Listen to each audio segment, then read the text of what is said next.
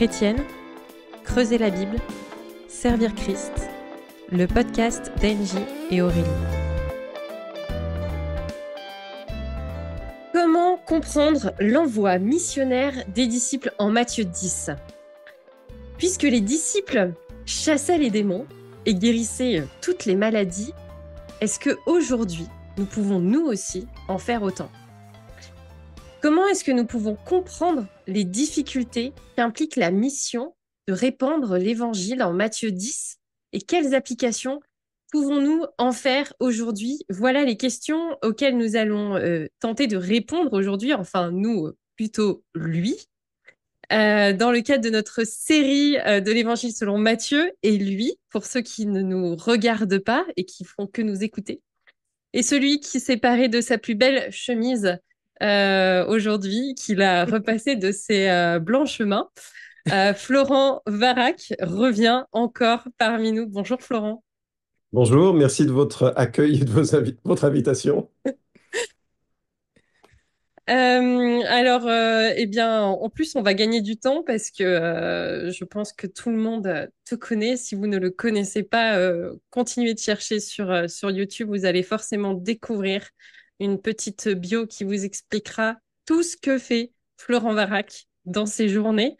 Et c'est assez incroyable, tout ce que nous pouvons découvrir. Mais il s'avère que à la lecture de ce chapitre 10 de Matthieu, je me suis dit, ce serait quand même dommage de se priver de l'expérience et de toute la connaissance de Florent sur la question de l'envoi missionnaire des disciples en Matthieu 10, parce que voilà, j'avais pas envie d'y aller toute seule et je me suis dit, ça tombe bien. En plus, en ce moment, il y a un livre qui va sortir et qui développe pas mal de choses sur ces questions-là. Donc, les questions sont posées. Et voilà la suivante. Quelle est la mission que Jésus confie à ses disciples en Matthieu 10 ? Dirais-tu qu'elle est valable pour nous encore aujourd'hui ? Si je prends le texte de Matthieu chapitre 10, ça s'inscrit déjà dans ce que Jésus lui-même faisait. Au chapitre 9, verset 35, Jésus parcourait toutes les villes, les villages, il enseignait dans leurs synagogues, prêchait l'évangile du royaume et guérissait toute maladie et toute infirmité. Puis, verset 1 donc, du chapitre 10, Jésus appela ses 12 disciples, leur donna le pouvoir de chasser les esprits impurs, de guérir toute maladie et toute infirmité. Et puis on a ensuite le nom des 12, je passe la lecture, quelques instructions qui sont données à partir du verset 6. N'allez pas vers les païens, n'entrez pas dans les villes des Samaritains, allez plutôt vers les brebis perdues de la maison d'Israël. Donc il y a un contexte assez précis. En chemin, prêchez que le royaume des cieux est proche, guérissez les malades, ressuscitez les morts, purifiez les lépreux, chassez les démons. Vous avez reçu gratuitement, donnez gratuitement. Ne prenez ni or, ni argent, ni sac, ni deux tuniques, ni sandales, ni bâton. L'ouvrier mérite sa nourriture. Et puis, il y a cette phrase aussi, ou cette instruction, que si on ne vous accueille pas, secouez la poussière de vos sandales et passez à une autre ville. Donc, voilà le mandat. C'est grandiose, spectaculaire.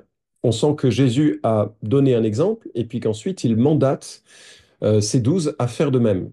Et à faire de même sur un territoire donné, avec des précisions, des restrictions. C'était pas prévu qu'ils aillent sur la Côte d'Azur ou en France faire la même chose. C'était très précis. Hmm.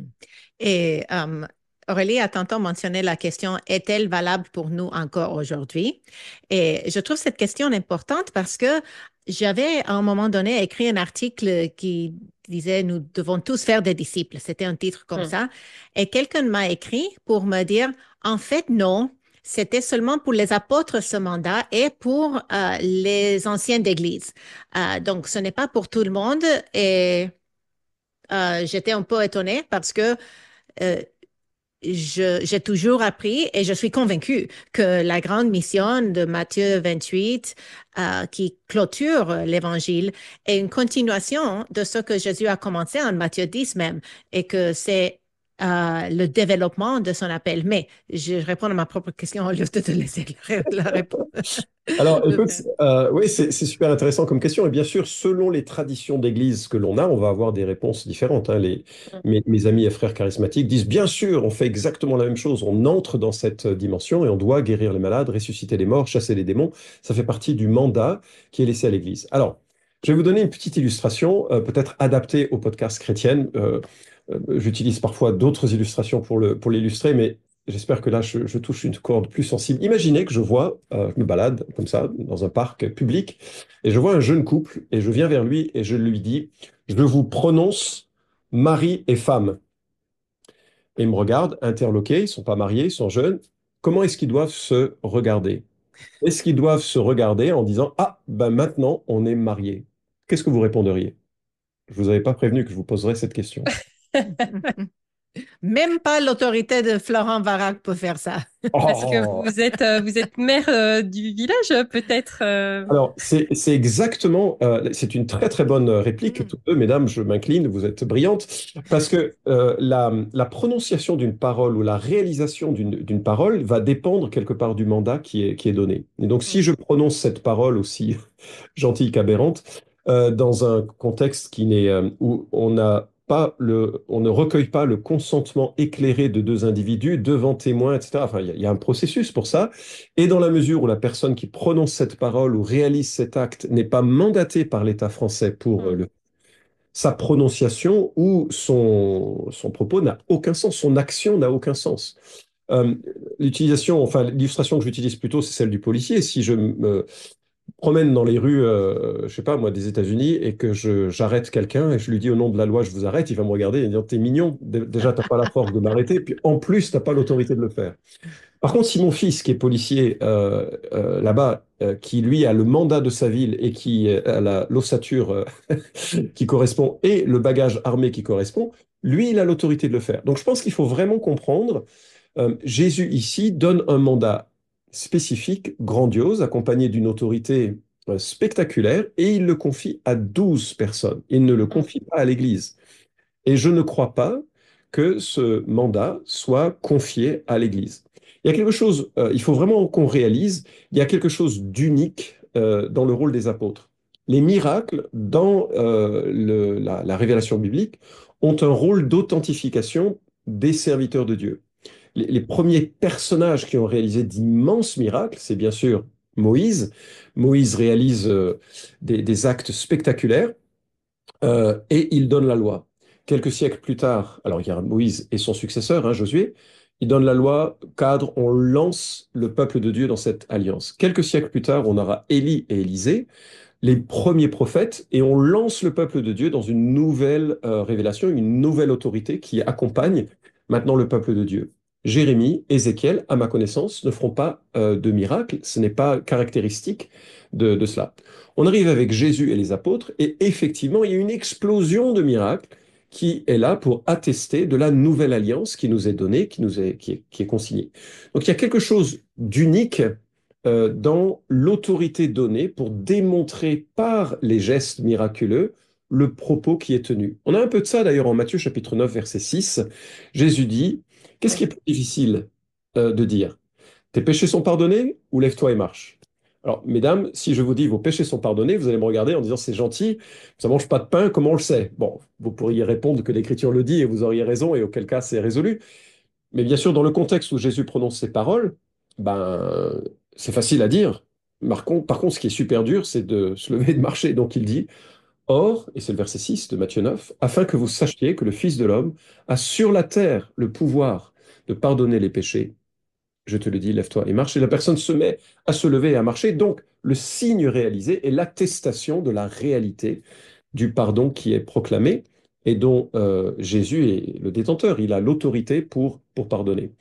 Donc, je crois qu'il faut bien placer les choses correctement par rapport au miracle. Un dernier mot par rapport au miracle, et j'arriverai à la réponse que tu as donnée, Angie, sur ta propre question. Mais un dernier mot que je dirais, c'est que Paul est très conscient de ça lorsqu'il dit en 2 Corinthiens 12, que les signes de son apostolat, c'est-à-dire la démonstration qu'il était vraiment apôtre, ont été visibles, ont été vus parmi vous, par une patience à toute épreuve, par des signes, des prodiges et des communications variées selon le Saint-Esprit.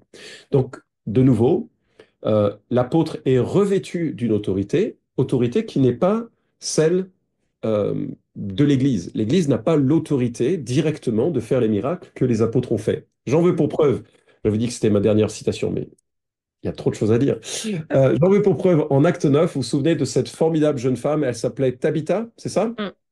Et Tabitha, aimée de l'Église, tombe malade et vient à mourir. Et qu'est-ce que fait l'Église? Est-ce qu'elle la ressuscite? Non, elle la Non. ressuscite pas. Elle peut pas la ressusciter. En fait, elle va chercher Pierre. Pourquoi elle va chercher Pierre? Parce que Pierre est un apôtre. Pierre a une Mm. autorité particulière. Et cette Mhm. autorité, c'est pas la mienne. C'est pas la vôtre, mesdames, navré. Mhm. C'est quelque chose de particulier, de révolu. Nous sommes sur le fondement des apôtres et des prophètes, Éphésiens 2:20. Et la Nouvelle Jérusalem a pour nom 12 noms des 12 apôtres. Et c'est tout. Désolé, j'ai Mm. beaucoup parlé pour une question très courte.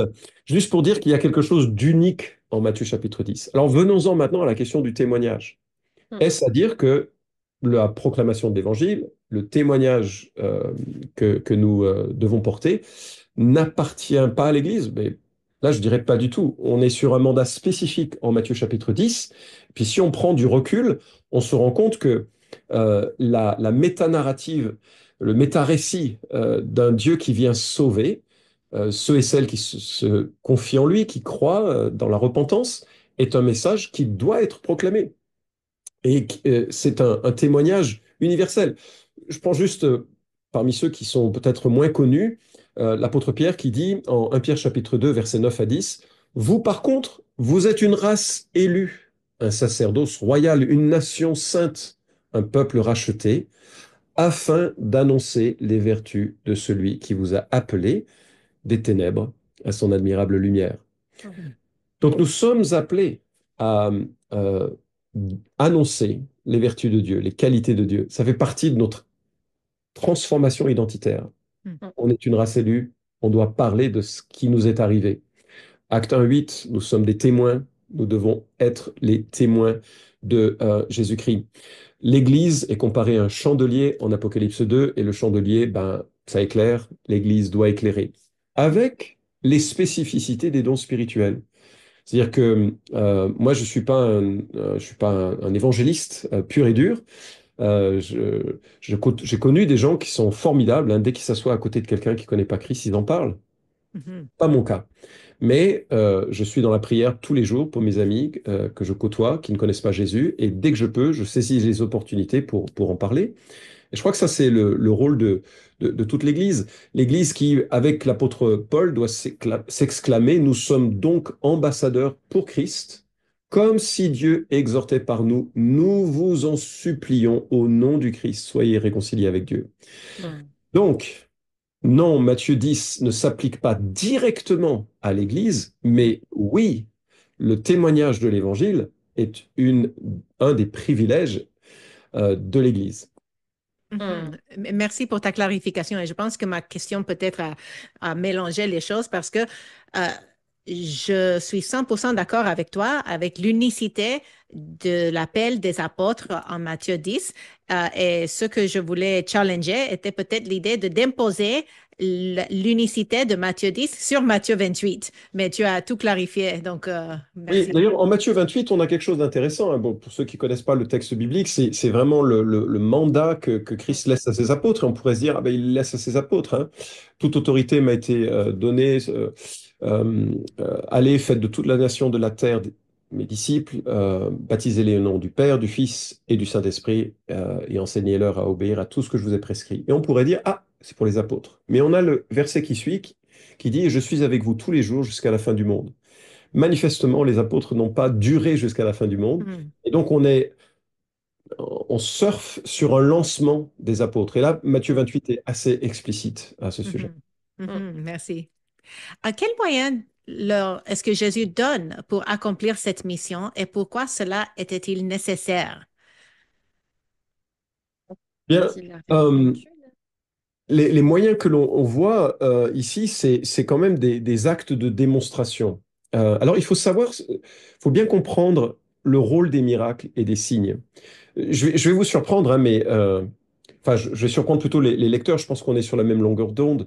Mais il y a un verset absolument effrayant qui se trouve en Jean 12, 37.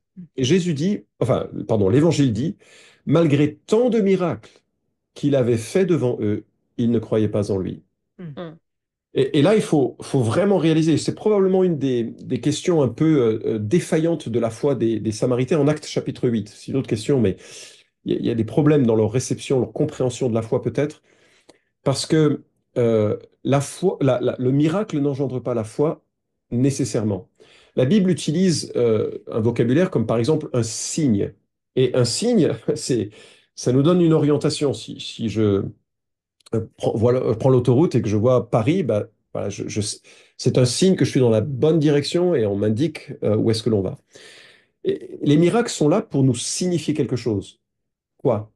Ben, on sait, de par Genèse 3, que le monde est brisé, que la mort fait des ravages, que la maladie est euh, terrifiante dans bien des pays. On est reconnaissant d'être dans un pays où les soins sont accessibles. Mais on a donc beaucoup de possibilités de diminuer un peu le poids énorme d'une vie brisée. Mhm. Qu'est-ce que nous promet Christ? Ben, il nous promet une résurrection dans laquelle nous serons comme lui, sans aucune douleur, sans aucune maladie, dans un monde renouvelé où il n'y aura plus d'épines ni de problèmes climatiques. On va être dans ce que la Bible décrit comme un jardin ultime. Le rôle des signes, c'est d'attester que c'est possible que Dieu fasse cela un jour. Mm. C'est pas de nous rendre la vie sans problème. Parce que si c'était le cas, ben, ce serait un grand échec, parce que je connais bien des chrétiens qui vivent avec douleur et qui, il y a encore des épines dans mon jardin. Et donc, on n'est pas dans un monde euh, qui a été renouvelé comme il le Mm. sera un jour. Et les signes sont là pour nous dire, ça vient. Ça vient et ça vient dans l'Évangile. Ça vient en Jésus-Christ. Ça vient en deux étapes. D'abord avec ce changement de cœur, ce changement d'identité, ce pardon que Christ nous accorde. Et ensuite, dans une influence d'homme à femme, à homme, enfin, qui fait que de plus en plus de gens parviennent à la connaissance de Christ jusqu'au jour où le temps des nations sera accompli. Jésus va revenir établir son règne, il y aura une résurrection. Et alors, ce que les signes annonçaient sera réalité. Mm. Et en cela, c'est juste très, très, très puissant, un signe. Mais même les grands signes de Jésus n'ont pas convaincu les gens de croire en lui. Certains, mais pas tous. Et donc, il faut bien réaliser que la foi vient de ce que l'on entend, et de ce que l'on entend vient de la parole de Christ, hein, c'est Romains 10 qui en parle. C'est ça qui change les cœurs, c'est pas le miracle. Et moi, j'ai vu des miracles, hein. J'ai prié pour des miracles, j'ai vu des miracles. Et moi, le miracle que j'ai entendu qui m'a le plus surpris, c'est un homme qui était malade pendant 20 ans, que le Seigneur a relevé, Mm. et son frère jumeau, et toute sa famille, qui ont été témoins de ça, puisque 20 ans à l'hôpital, et relevé miraculeusement, Mm. personne dans sa famille ne s'est converti. Mm. Personne. Donc le signe est simplement un signe qui, regardez, lisez la Bible. C'est ça qui compte. Découvrez l'Évangile. Regardez le pardon que Dieu nous... Parce que le signe, ça impressionne. Et moi qui viens du Nouvel Âge, euh, on était toujours à table à parler d'énergie, de telle personne guérie, de cela, qu'il n'y a pas de maladie comme ça. Enfin, toutes les formes de déni de vivre dans un monde déchu. Je réalise qu'on peut vite se prendre la tête pour Mm. confondre le signe et la réalité. Le signe il pointe vers une réalité future et surtout sur la véracité d'un message que le pardon des péchés est aujourd'hui disponible. Mm. Oui, mais, Allez, c'est parti. oui, mais en Luc 10, on voit l'envoi en mission de 70 et non pas seulement 12 qui reviennent tout joyeux de leur mission en disant, oh là là, Seigneur, même les démons nous sont soumis en ton nom. Donc, est-ce que tu reconfirmes ou qu'est-ce que tu répondrais en nous disant que, eh bien non, effectivement, aujourd'hui, cette capacité-là n'est plus d'actualité. Comment est-ce qu'on peut comprendre du coup Matthieu 10 à la lumière de Luc 10? Eh ben, moi, j'ai simplement pris du blanc correcteur. Non, je plaisante. Euh, non, c'est une excellente question. Pourquoi 70? Alors déjà, on a un problème de manuscrit parce que certains manuscrits ont 72. Donc, voilà. Pourquoi? C'est quoi la grande idée? Ben, 70, ça nous renvoie quand même, me semble-t-il, vers vers Genèse, pardon, chapitre 11, les 70 nations qui sont représentatives, qui sont citées en tout cas, et qui sont représentatives des nations au-delà du déluge, qui vont être, au moment de la répartition des langues, hein, avec Babel, Mm. qui vont repeupler la terre et qui vont être emblématiques de toute la terre. Donc, peut-être que dans ta question, on peut aussi contraster le fait que, contrastant les deux passages, on voit que Matthieu 10 envoie les 12 en disant n'allez pas ailleurs, juste pour les brebis d'Israël. Mm. Les 70 sont un symbole de l'intention future de Dieu de traverser les frontières raciales, tribales, claniques qui aujourd'hui sont terriblement source de violence, de guerre, de mépris. Ben non, l'Évangile va franchir ces frontières et créer un peuple réconcilié, réconcilié à Christ et réconcilié les uns avec les autres. Et on va célébrer la guérison des nations. C'est d'ailleurs probablement un rite mensuel, éternel, qui nous attend, puisque en Apocalypse 22, si mes souvenirs sont bons, il y a les feuilles d'un arbre qui servent à la guérison des nations. Mm. Nous n'aurons pas besoin d'être guéris, nous aurons déjà été guéris, mais peut-être, c'est spéculatif hein, de ma part, hein, peut-être j'ai tort, mais peut-être qu'on aura une sorte de symbole de cette guérison tous les mois qui va nous rappeler combien Dieu a guéri les Mm. cœurs mauvais qui sont les nôtres et qui sont souvent impliqués dans des combats. Donc pour moi, Luc 10 est le prolongement de Matthieu 10. Jésus donne une autorité particulière pour réaliser des miracles et il symbolise par leur nombre les nations dans leur grandeur.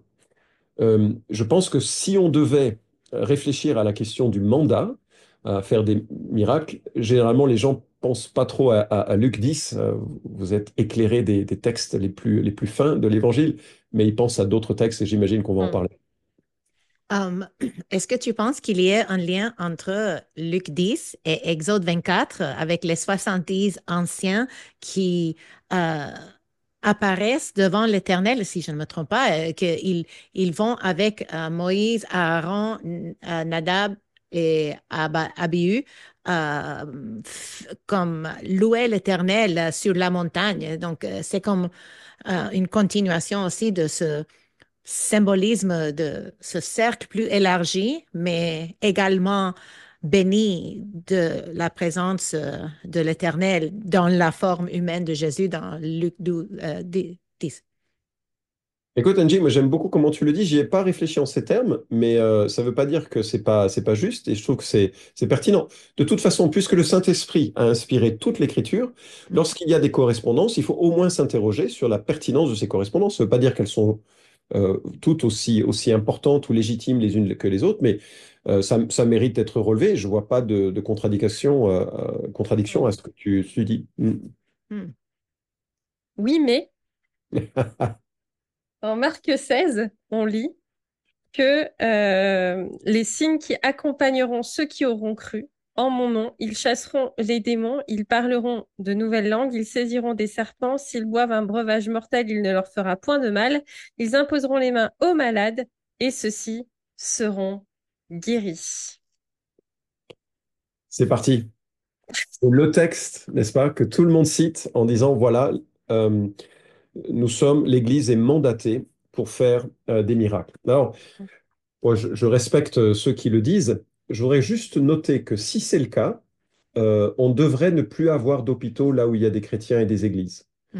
Hein, c'est-à-dire que le mandat, quand Jésus a confié ce mandat aux apôtres, quand il a confié aux 70, ils sont rentrés, mais enthousiastes. Mm. Euh, La puissance à l'œuvre était telle qu'il n'y avait plus de maladies. Bon, il y a eu une ou deux fois des cacophonies qui fait partie peut-être de la démarche pédagogique que Dieu leur, enfin, tout au long de ce chemin, hein, avec notamment quelqu'un qui n'a pas pu être délivré de démons, mais globalement, ils ont réalisé des miracles spectaculaires au point que la maladie était quasiment chassée du territoire. Donc, si Marc 16 s'applique, quand il y a une église, normalement, les médecins devraient tomber au chômage et les hôpitaux devraient fermer. les morgues aussi ont quelques problèmes, hein. Alors, comment comprendre? Enfin, non, c'est pas aussi fort que ça. Il n'y a pas la même promesse de de résurrection. ressusciter les morts. Ouais. Mm. Comment comprendre ce texte? Alors, on est à la louche, on est en l'an 30, hein, plus ou moins quelques 3 ans. On est à l'an 30, euh, et il va falloir se poser la question, à qui Jésus parle? Et qui fait des miracles après cela? Alors, Mm. fort heureusement, on a un livre qui en parle, et ce livre, c'est le livre des Actes. Il s'appelle comment, Aurélie, ce livre? Le livre des Actes Oui. des Mais Apôtres. les Actes des Apôtres, intéressant. Alors, j'ouvre le livre des Actes des Apôtres, et c'est pas les Actes du Saint-Esprit, c'est pas les Actes de l'Église, c'est vraiment les Actes des Apôtres. Même si le titre ne fait pas partie de l'inspiration, c'est comme ça que l'Église l'a reconnu. Et qu'est-ce que je vois? Eh bien, euh, la crainte, après le discours de Pierre, la crainte s'emparait de chacun, et il se faisait beaucoup de prodiges et de signes par les apôtres. Les apôtres. Acte 5. Je ne vais pas vous faire la liste, hein, parce que ce serait un petit peu fastidieux. Mais verset 12, beaucoup de signes et de prodiges se faisaient au milieu du peuple par les mains des apôtres. Apôtres. Euh, la- on apportait les malades, hein, dans les rues, on les plaçait sur des litières et des grabats afin que lors du passage de Pierre, son nombre au moins puisse couvrir l'un d'eux. La multitude accourait aussi des villes voisines de Jérusalem, apportait les malades, des gens tourmentés par des esprits impurs, et tous étaient guéris. Mm. Alors, on a un raz-de-marée de puissance de guérison. J'ai cité Tabitha, hein, qui a été ressuscitée par Pierre, pas par l'Église, par Pierre. Et puis, à un moment donné, les apôtres sont totalement débordés et ils font appel à l'Église pour choisir 7 personnes qui vont les représenter. On en parle mal parce que souvent on parle d'eux comme des diacres. À mon sens, ce ne sont pas encore des diacres. L'institution des diacres vient plus tard. Ce Mm. sont des gens qui vont être des substituts des apôtres, qui vont réaliser l'œuvre des apôtres, qui a besoin d'être étendue sur un domaine assez spécifique. Et à partir du moment où ils imposent les mains, qui est un signe de représentation et d'identification, à partir du moment où les apôtres imposent les mains à ces 7 hommes, ceux-ci font des miracles. On a Étienne, on a Philippe, qui font des miracles extraordinaires comme les apôtres. Mais on ne voit pas d'autres personnes faire des miracles dans le livre des Actes. À la fin sur l'île de Malte, Paul chasse la maladie de l'île. C'est extraordinaire la puissance qui se manifeste. Donc on revient sur Marc 16. Marc 16 dit, voici les signes qui accompagneront ceux qui auront cru. Dans le livre des Actes, on constate que ce sont les apôtres et ceux qui les représentent. Alors comment comprendre Marc 16? En réalité, c'est très simple. Regardez le verset 20. Et ils s'en allèrent prêcher partout, le Seigneur travaillait avec eux et confirmait la parole par les signes qui l'accompagnaient. Et là, ça nous place déjà dans la démarche que je viens de citer. Ce sont eux, les apôtres, qui travaillaient, enfin, qui prêchaient, et le Seigneur travaillait avec eux et confirmait la parole par les signes qui l'accompagnaient. Or, on vient de voir que dans le livre des Actes, ce sont les apôtres. Une autre remarque, c'est que si on doit prendre un texte pointu correctement, on doit utiliser le... Contexte. Contexte. Oh, c'est la règle d'or de tout interprète de l'écriture. Or, le problème, c'est que dans le contexte, on a 2 options pour qualifier ou pour comprendre qui est concerné par voici les signes qui accompagneront ceux qui auront cru. La première option, qui est l'option retenue par nos amis charismatiques, c'est de dire il s'agit de ceux qui croient. Verset 16, celui qui croira et qui sera baptisé sera sauvé, mais Mhm. celui qui ne croira pas sera condamné. Voici les signes qui accompagneront ceux qui auront cru. Donc la première lecture, et je reconnais qu'elle est assez naturelle, c'est de dire bah, le contexte immédiat qui précède, c'est tous les croyants. Sauf qu'on vient de voir que ce n'est pas tous les croyants qui font des miracles en acte. Donc, est-ce qu'il y a une autre clé quelque part? Ben, en relisant les versets 9 à 14, on voit qu'à 4 reprises, Mhm. pas une fois, 4 reprises, Jésus reproche aux apôtres leur incrédulité. Voici les signes qui accompagneront ceux qui auront cru, et ceux-ci allèrent prêcher partout. Et donc je crois qu'il serait maladroit, en tout cas exagéré, de dire que nous avons ici un mandat pour toute l'Église pour faire des miracles systématiques. Je ne peux le voir dans les actes de cette manière, je ne le vois pas non plus dans les épîtres, et il me semble que nous avons plutôt ici une exhortation aux apôtres qui était un peu entre 2 chaises, hein, à ce moment-là, à dire mais est-ce que vous allez croire? Est-ce que vous allez laisser votre incrédulité vous associer à moi dans la foi et partir en mission avec la conscience que je vous mandate pour cela? De ma perspective, Marc XVI est un mandat apostolique particulier. Je rentre pas dans le débat des textuels, puisque il y a des doutes sur l'authenticité de cette section de l'évangile de Marc, hein. Il y a très peu de passages dans la Bible. On a 6000 manuscrits grecs, c'est énorme. Et il y a très peu de passages où on a des doutes. Ce texte en fait partie. J'ai le privilège de travailler avec une équipe sur une nouvelle traduction de la Bible, et on utilise un texte grec qui nous vient de Tyndale en Angleterre. Et on a discuté de nouveau avec ceux qui en sont les éditeurs. Il dit, mais il y a quasi, enfin, c'est très très compliqué d'imaginer que ça faisait partie du texte original, hein. Il y a beaucoup d'obstacles. Certains le démontrent. C'est vraiment un débat légitime. Je ne rentre pas dans ce débat. Même s'il fait partie du texte biblique tel que Marc voulait le communiquer, il n'est pas du tout dit dans ce texte que tous les chrétiens de tous les temps feront des miracles. Ce qui est tragique d'ailleurs, c'est que ça lance l'Église dans des fausses pistes. Et je vois des gens qui apprennent à faire des miracles et en fait, ils font pas mieux que les gens du Nouvel Âge avec, si vous mettez une main et si vous donnez des propos directeurs, ou si vous encouragez cela dans un milieu, dans un moment émotionnel par des commandements brusques où il y a des montées d'adrénaline, les gens vont ressentir des choses et vont ressentir des améliorations que des prédicateurs peu scrupuleux vont qualifier de miracles en disant que ce sont des guérisons, mais le lendemain, les gens auront toujours aussi mal. Et puis, il y a un côté malsain de chercher le miracle plutôt que la prédication de la croix qui, elle, sauve. Le miracle, même si une personne est miraculeusement guérie et qu'elle ne croit pas, elle est dans une situation bien plus tragique pour toute l'éternité. Est-ce que j'ai répondu à ta question, Aurélie, sur Marc 16? Oui, merci. Euh, Voilà, il faudrait aussi continuer de la démonstration. Je veux pas être trop trop long, je sais pas le temps que vous allez m'accorder. Je suis bavard, donc je fasse attention. Mais je rappelle 2 Corinthiens 12, 12. Mm, euh, les signes de mon apostolat ont été vus à l'œuvre parmi vous, par une patience à toute épreuve, par des signes, des prodiges, des miracles, des communications variées, mm, selon mm, le Saint-Esprit. Donc, il y a une signature apostolique dans le miracle. Et en Hébreux chapitre 2, donc on est là à la fin de la période du livre des Actes, on est au-delà de la fin de ce que décrit le livre des Actes.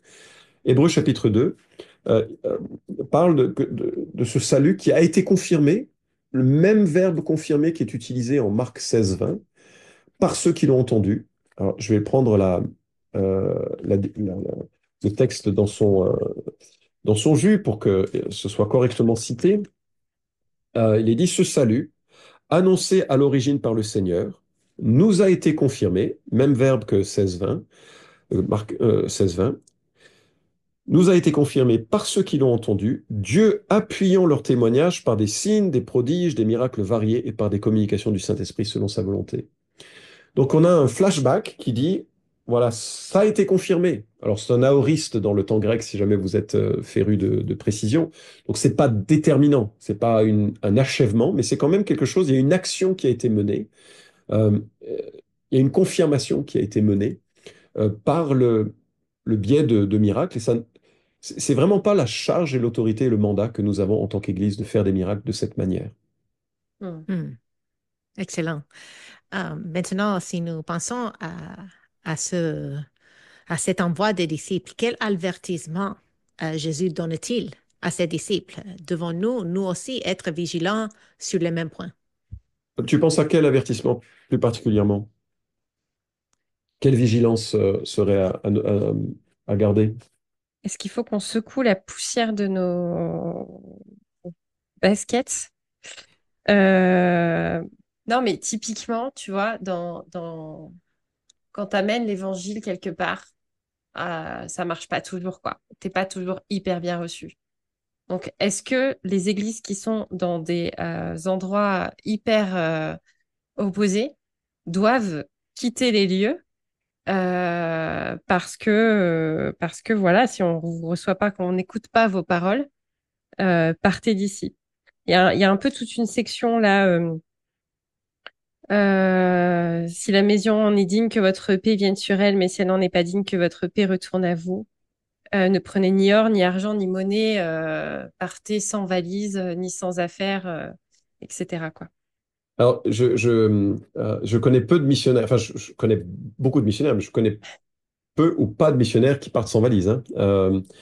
Et je crois qu'on est là dans une mission de courte durée avec un impact déterminant Mm. qui les prépare à une mission à plus longue durée que Jésus va invalider, puisqu'il dira, je vous avais dit de ne pas prendre d'épée, maintenant prenez une épée, hein, de ne pas prendre de sac, prenez un sac. Enfin, je ne sais plus comment c'est formulé exactement. Donc on a quelque chose d'unique hein, ici en Matthieu 10. Alors après, il y a des principes super intéressants dont on peut tirer des leçons. Je crois que euh, Dieu ne nous invite pas à être témoins dans tous les contextes possibles et imaginables. Il y a une question de compétence. Je suis incompétent dans un contexte de témoignage auprès des musulmans. Je ne connais pas suffisamment ce monde. Et je serais très heureux. Et je parle bien sûr de ma foi lorsque c'est utile et possible avec ceux et celles qui m'entourent et qui seraient d'origine musulmane. Mais je me rends compte que j'ai pas tous les bons codes. Donc il faut comprendre peut-être l'appel spécifique que nous avons. Je ne suis pas sûr non plus qu'il faille se dire bah, si ça marche pas, je m'en vais. Je viens d'écouter, là, je rentrais du sud de la France hier, et j'ai écouté plusieurs émissions en chemin, et j'écoutais le témoignage d'un pasteur qui a passé 17 ans dans une ville mormone, et il a 12 convertis. Et il racontait avec beaucoup de candeur un peu dans les larmes presque, hein, c'est il avait dit à Dieu qu'il contestait la sagesse de son choix de le placer dans un ministère où il ne pouvait avoir que 12 personnes à influencer, enfin, ou en tout cas à conduire à maturité. Et il y a eu un moment un peu où Dieu lui a parlé dans son cœur, en disant, mais si c'est comme ça que tu me glorifies, hein, c'est que tu livres ta vie pour ces 12 personnes, c'est suffisant pour moi. Et je crois que, voilà, il faut... Je me souviens d'un autre témoignage, alors j'en ai écouté le témoignage, c'était à la conférence missionnaire de Lausanne, où quelqu'un parlait d'un gars qui a passé 40 ans de sa vie en Iran. Et il dit, je peux même pas dire que j'ai labouré. J'ai juste déplacé quelques pierres. Mm. Mm. Aujourd'hui, ce pays est euh, peut-être le premier pays musulman à devenir chrétien dans le futur. La persécution est terrible, hein, mais, c'est très très violent. Mais le nombre de gens qui rejettent l'islam et qui se tournent vers Christ est impressionnant. Mm. Donc c'est difficile de dire, bah voilà, on m'accepte pas, je m'en vais. C'est Mm. particulier ce qui se passe ici. Et je crois qu'il faut avoir la sensibilité à l'esprit de discerner quel est son appel. Et peut-être que l'appel d'une personne va être juste de bouger quelques pierres. Mm. Et quand d'autres, ils vont parler, et puis les gens vont pleurer. Moi, je me souviens, c'était rigolo, on avait fait un voyage en Roumanie, et on revenait de Roumanie, alors c'était avec une équipe américaine. Et en disant ça, je le dis avec tendresse, mais franchement, c'était compliqué, parce que le chef d'équipe était un extraverti des plus américains. Je sais pas comment le dire autrement. Je le vois déjà dans mon esprit. Oui, c'est ça. Et on s'est arrêté de retour dans une ville paumée de Roumanie. C'était 19 heures, le soleil se couchait, tout le monde était devant sa télé, et il dit, on va chanter. Le petit van s'arrête, on est 15 personnes, on sort et on se met à chanter. Et puis il y a quelques personnes qui descendent, et puis il y a 50, 100, 200 personnes qui arrivent, et on chante, et puis il y a mon collègue qui se met à prendre la parole. Et il avait une veste avec les drapeaux du monde. Et puis il commence en disant, oh, j'ai l'Uruguay qui me gratte, est-ce que tu peux me gratter là? Et moi j'étais embarrassé comme si c'était pas possible. Ça devenait un show. Et puis quand tout le monde était bien amusé, puis aussi intéressé peut-être parce que c'était énergumène, euh, il s'est mis à parler de Jean 3,16. Et il s'est mis à parler très simplement de l'évangile et de l'amour de Dieu. Et je regardais et je voyais des gens qui pleuraient. C'était incroyable. C'était Mm. juste bouleversant de voir cette beauté, de la puissance de la parole de Dieu dans la vie de ces gens. On est resté, je ne sais plus combien de temps, et puis on a dû reprendre la route. Quelques semaines plus tard, j'ai fait la même chose à Place Bellecour, à Lyon. Il y avait deux personnes et ils n'ont pas pleuré. Moi, je n'avais pas mis de. Peut-être c'est parce que j'avais pas de. Ah, mais t'avais pas le manteau avec tous les drapeaux du monde, des pays du Oui, c'est monde. ça. C'était Uruguay, ne te ça, grattez pas. Mm, c'était ça le problème. mm, Mais c'était juste pour dire que voilà, il faut se méfier de la reproductibilité de. Il y a quelque chose mm, ici. Et on voit Paul accepter parfois, persévérer. Dieu qui lui dit de rester parce que ses adversaires sont nombreux. En même temps, c'est là où il y a plein de fruits. Enfin, je crois qu'il faut vraiment être dans une communion avec le Seigneur pour réfléchir à ces questions plutôt que d'en mm, tirer un principe. En même temps, quand la persécution sévit, je crois que Jésus nous enseigne qu'il faut fuir. mm, Bon, mm, c'est pas quand on est mm, rejeté, mais quand on est persécuté. mm. On en vient justement parce que c'est un peu la dernière partie là dans l'envoi missionnaire. Peut-être une partie que on a moins envie de là comme ça quand on le lit, on se dit pas ouais trop bien, allez j'y vais. Voilà, allez-y, je vous envoie comme des brebis au milieu des loups. Soyez donc prudents comme les serpents, simples comme des colombes. Gardez-vous des hommes, car ils vous livreront aux tribunaux et ils vous flagelleront dans leurs synagogues. Vous serez menés à cause de moi devant des gouverneurs, devant des rois pour les servir de témoignage, etc., etc. Vous serez haïs de tous à cause de mon nom, mais celui qui persévérera jusqu'à la fin sera sauvé. Qu'est-ce qu'on fait de ça? Est-ce que, est-ce que finalement, c'est un moyen je sais pas, de refroidir les moins motivés, leur dire, bah, Ouais. si vous avez un peu les pétoches, que vous n'êtes pas sûr de vous et que vous croyez pas vraiment de tout votre cœur, n'y allez pas parce que ça va être beaucoup trop difficile. Quel sens avaient ces dernières instructions? Parce qu'il y a quand même un côté un peu grave, quoi, en mode, c'est sérieux quand même ce qui va se passer et vous allez être dans des moments, vous allez vivre des moments difficiles et vous allez être en dehors totalement de votre zone de confort. Hmm. Ouais, c'est bouleversant, hein. Écoute, ce qui est très intéressant, c'est qu'on n'a pas lu la fin de ce discours. Tu peux aller encore un peu plus loin. Mm, Et verset 21, le frère livrera son frère à mm, la mort, le père son mm, enfant, les enfants se soulèveront contre leurs parents, les feront mourir. mm, Et puis, ça se termine, en tout cas avant quelques promesses, hein, je vous le dis, vous n'aurez point achevé de parcourir les villes d'Israël que le Fils de l'homme viendra. Donc là, on est en train de glisser vers quelque chose qui devient plus pérenne et euh, euh, plus représentatif de ce que va être l'accueil de l'Évangile tout au long des temps.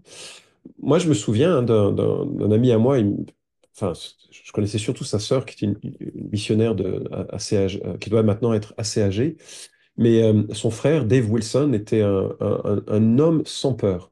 Et son cœur, c'était la Turquie. À une époque où il n'y avait pas Internet, il rentrait par une ville, il établissait son quartier général, il était avec Opération Mobilisation, et envoyait des tas de cours par correspondance, il y avait des tas de conversions. Les autorités l'emprisonnaient, il passait au tribunal, et puis ensuite il était éjecté. Donc il attendait 2 mois, puis il passait par une autre ville. Comme il n'y avait pas de registre informatique, il pouvait repasser dans une autre ville, tu vois, Mm, et il recommençait. Et il a fait mm. ça pendant 20 ans, hein. Et un Wow. jour, il a été emprisonné dans des conditions assez dures. Euh, et il y avait tout son équipement, le film Jésus, tout ça. Et chaque soir, c'était des interrogatoires qui duraient toute la nuit. Ils étaient épuisés. Enfin, ils étaient deux. C'était vraiment très difficile. Et puis un soir, ils s'attendaient, enfin, ils sont sortis de la cellule pour un autre interrogatoire. Puis ils ont pris un autre chemin. Ils se sont retrouvés dans une salle hyper enfumée parce que tout le monde fumait. Et là, il y avait, alors je vais pas les citer parce que je ne vais pas peut-être les mettre en situation de danger, mais il y avait des notables de la ville, il y avait des notables du gouvernement, il y avait des gens très haut placés dans le milieu de la police et de la justice. Et il lui montre le projecteur de film et il lui dit, c'est à vous ça? Il dit oui. Et vous montrez quoi? On montre la vie de Jésus. Montrez-le nous. Et donc, Wow. ils ont projeté le film Jésus devant cet auditoire qui était extrêmement opposé. Et ils ont prêché l'évangile Mm, tout le reste de la nuit. Et puis ils sont retournés en cellule dans leur prison. Et je crois qu'il faut, je pense qu'il y a, il y a des éléments qui sont à tirer de cet enseignement, même si certaines autorités, ou certains mandats sont spécifiques aux apôtres, il y a des principes. Et le principe va être de témoigner, le principe va être de prêcher, le principe va être aussi de faire du bien, hein. donner, c'est ce qui nous est dit hein, au chapitre 10, donner gratuitement. Donc on va faire du bien, parfois juste prier pour quelqu'un, de lui faire un câlin, de lui donner des médicaments si c'est possible. Je pense à certains pays où c'est tellement apprécié. Euh, et de prêcher avec discernement en sachant que parfois il faut être hyper prudent. Je me souviens dans une histoire lue pendant les guerres de religion en France où une femme sortait la nuit pour se rendre à un lieu de culte.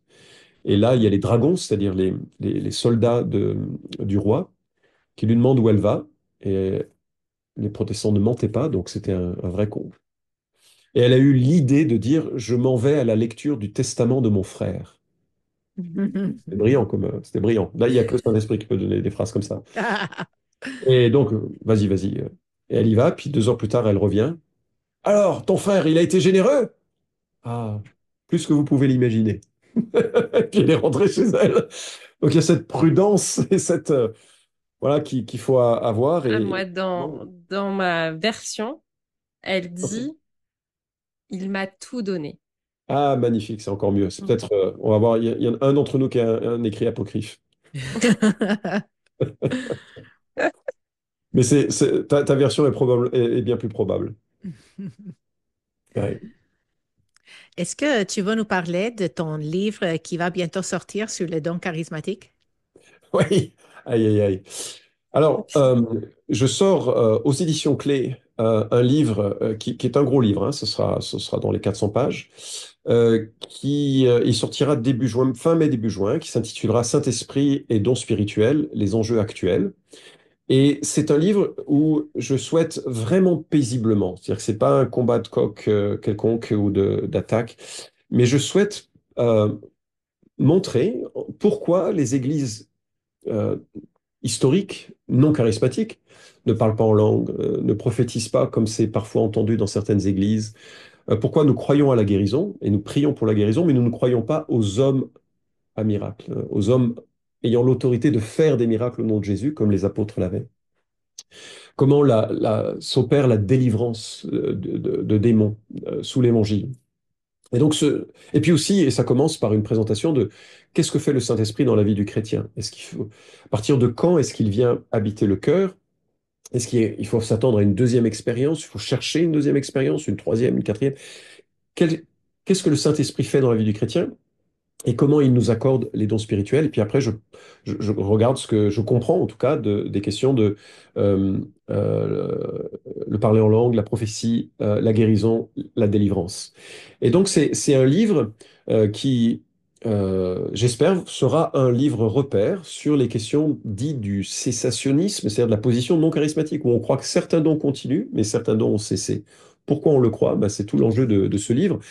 Euh, Beaucoup d'églises se divisent, c'est dommage. Par contre, ce qui est bien, c'est d'avoir de la clarté. Moi, en tout cas, je considère certains de mes amis charismatiques comme des amis proches dont j'ai conscience qu'ils marchent loin devant moi. J'ai pas de souci de le reconnaître. C'est pas ils sont vraiment des gens bien.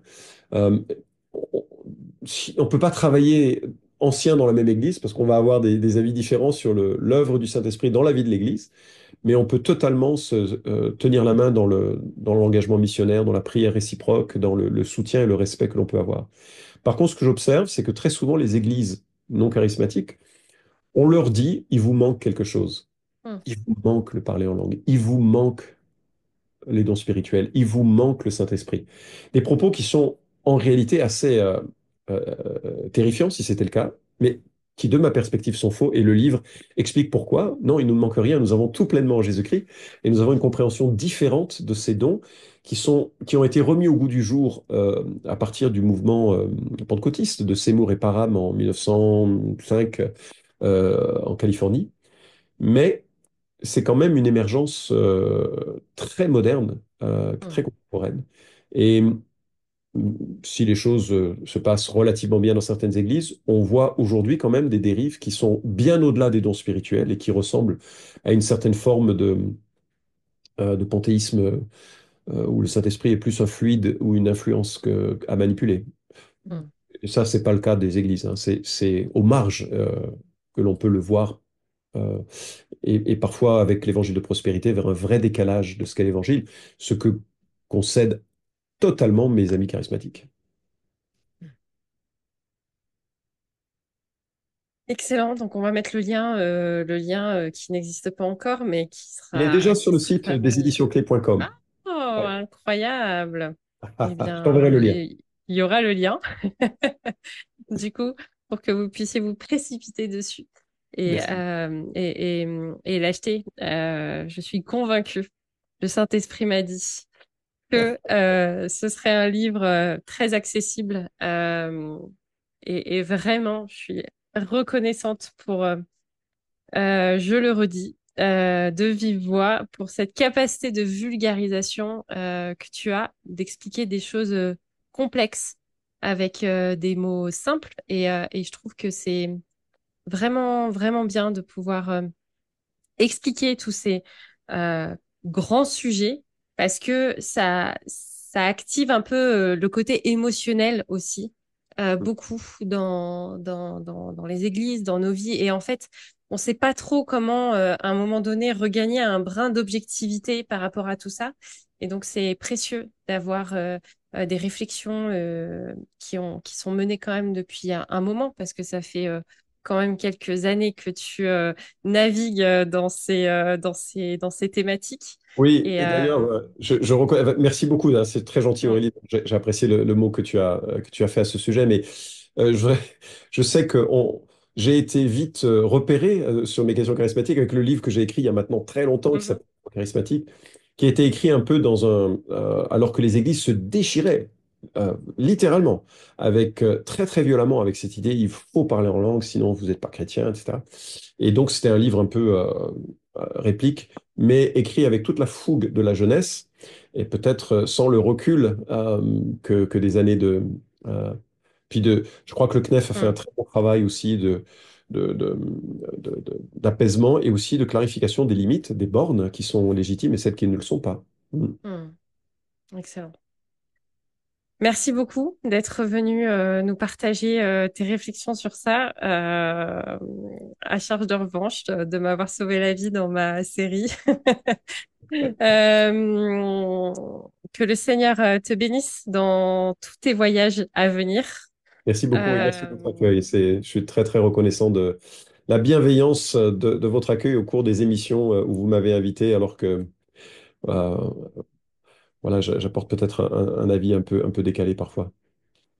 C'est toujours un plaisir de vous avoir avec nous. On vous rappellera, Monsieur Barak, pour d'autres questions que vous aimez tant aborder. Merci Aurélie, Euh, merci.